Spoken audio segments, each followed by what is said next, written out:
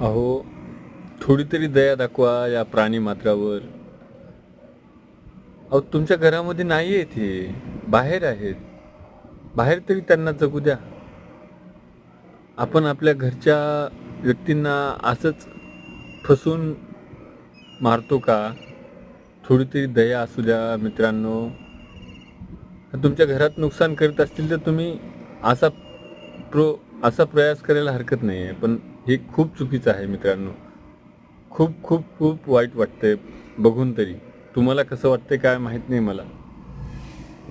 हा जो ट्रॅप लावला होता ना, त्या मित्राला विनंती आहे, दुमार तरी असं नको बाबा करू.